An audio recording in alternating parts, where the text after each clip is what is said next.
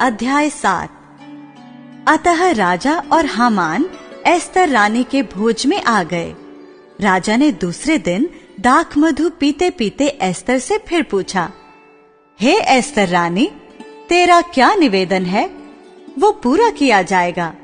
तू क्या मांगती है? मांग, और आधा राज्य तक तुझे दिया जाएगा।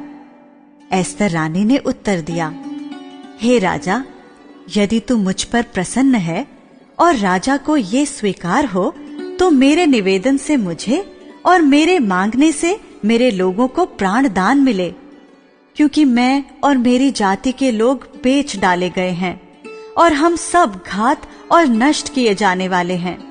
यदि हम केवल दास दासी हो जाने के लिए बेच डाले जाते तो मैं चुप रहती, चाहे उस दशा में वो विरोधी राजा की हानि भर न सकता।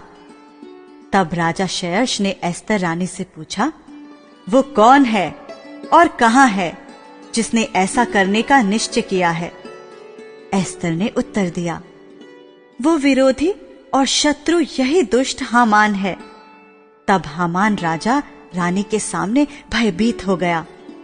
राजा क्रोध से भरकर दाख मधु पीने से उठकर राजभवन की बारी में निकल गया, और हामान ये देखकर कि राजा ने मेरी हानि ठान ली होगी, एस्तर रानी से प्राण दान मांगने को खड़ा हुआ।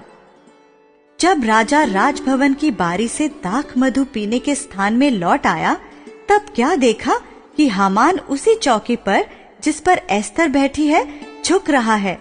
और राजा ने कहा, क्या ये घर ही में मेरे सामने ही रानी से बरबस करना चाहता है? राजा के मुंह से ये वचन निकला ही था कि सेवकों ने हामान का मुंह ढक दिया। तब राजा के सामने उपस्थित रहने वाले खोजों में से हरवोना नाम एक ने राजा से कहा, हामान के यहाँ 50 हाथ ऊंचा फांसी का एक खंभा खड़ा है, जो उसने मोर्दकी के लिए बनवाया है, जिसने राजा के हित की बात कही थी। राजा ने कहा, उसको उसी पर लटका दो। तब हामान उसी खंबे पर जो उसने मोर्दकी के लिए तैयार कराया था लटका दिया। इस पर राजा का गुस्सा ठंडा पड़ गया।